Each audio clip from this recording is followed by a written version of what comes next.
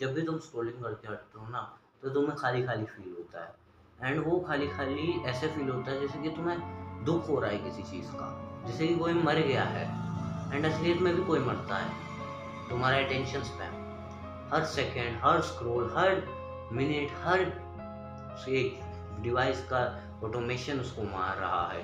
हर notification उसे दिन ब दिन मारती जा रही है एंड फिर वही मरा हुआ अटेंशन स्पैन तुम्हारे करियर को भी मार देता है। अब तुम्हें पहली बात होती है कि हमें जब भी हम डोपामाइन स्क्रॉलिंग करते हैं तो हमें एम्प्टी क्यों फ़ील होता है? तो बेसिकली हमारे अंदर जो कि डूम स्क्रॉलिंग के टाइम पे एक स्टिमुलेशन होती है। बार-बार हम एक स्क्रॉल कर रहे हैं, एक दूसरी स्क्रॉल कर रहे हैं, तीसरी स्क्रॉल कर रहे हैं। इस चीज़ से हमारे ब्रेन में स्टिमुलेशन होती है एंड हमें बहुत मज़ा आ रहा होता है हमारे डोपामाइन स्पाइक की वज़ह से। और उसी डोपामाइन स्पाइक की वज़ह से जब वो उस मज़े-मज़े में हम देखते हैं कि थोड़ा टाइम निकल गया है या फिर जब भी हमें कोई इमरजेंसी होती है तो हम उस चीज़ को छोड़ देते हैं एंड उस चीज़ को छोड़ने से हमारा वो एकदम से जो मज़ा आ रहा था, हमें कांस्टेंट हाइट्स मिल रहे थे, वो सब रुक जाते हैं एंड इसी चीज़ के चक्कर में हमारा फिर ब्रेन की वर्किंग मेमोरी में काफ़ी ज़्यादा नेगेटिव इम्पैक्ट आता है। उसी नेगेटिव इम्पैक्ट के कारण हमारा ब्रेन ठीक से काम करना बंद कर देता है एंड इसी कारण से हमें ना अच्छा नहीं लगता स्क्रॉलिंग करने के बाद।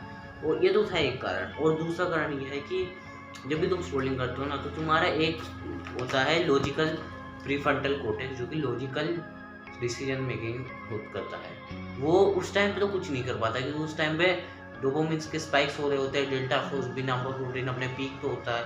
अब ये प्रोटीन क्या होता है मैंने पिछली वीडियो में बता रखा है। तो ये अपने पीक पे होता है, कुछ भी अच्छा नहीं चल रहा होता है और तो उस वजह से उसका उस टाइम पे काबू नहीं होता, बट उसका काबू वापस आ जाता है। कब आता है?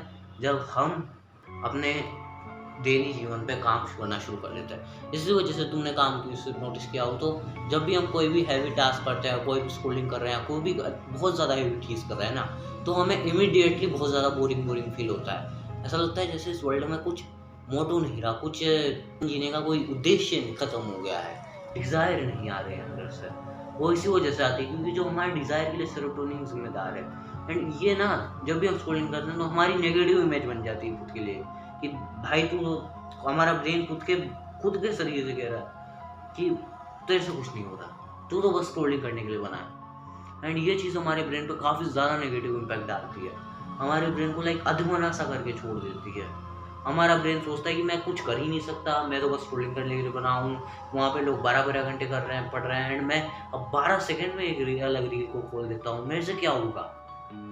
और ये चीज़ ना तुम्हारे अटेंशन स्पैन, तुम्हारे पूरे सेल्फ इमेज सबकी माँ बहन एक कर देती है और इस चक्कर में फिर तुम्हारे वो आते हैं depression, anxiety, boringness, real world में तुम्हारा मज़ा नहीं आता, तुम इंट्रोवर्ट बन जाते हो, तुम वही यूट्यूब पे मीम्स में घुस रहते हो, इंस्टाग्राम की स्क्रॉलिंग में घुस रहते हो, किसी की नाचते हुए वीडियो में घुस रहते हो एंड तुम ज़िंदगी से अपना हाथ धो बैठते हो। और जो तुम्हें स्क्रॉलिंग में नॉइस यानी कि जो कॉन्स्टेंट स्टिमुलेशन मिलती है ना, वो तुम्हारे ब्रेन को असलियत में, मान लो तुम्हें स्क्रॉलिंग करते हो तो तुम्हारे को कंजप्शन कर रहे हो, फिर जब तुम खाली बैठते हो, मान लो रात को सोने जा रहे हो, तो तुम्हारा ब्रेन जो तुमने सुबह जितनी भी बुरी चीज़ें करी थी ना, वो सब तुम्हारे ब्रेन रात में लाएगा कि देख भाई तूने ये किया, ये किया, ये किया, और फिर वो चीज़ तुम्हारे ब्रेन में घूमती रहेगी दिन रात। भाई तुम रात को सोने जाओगे यही चीज़ें आएगी, सुबह उठोगे यही चीज़ें आएगी।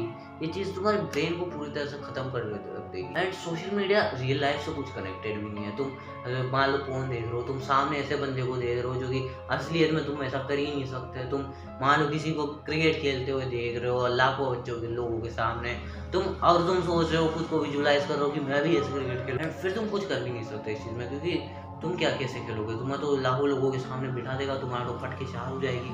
और जब भी तुम स्टिमुलेशन कंज्यूम करते हो ना या फिर डोपामिन स्क्रॉलिंग करते हो तो तुम्हारा ब्रेन काम करता रहता है, उसको तो स्टिमुलेशन प्रोसेस करता रहता है, पुरानी चीज़ें हुई होती है।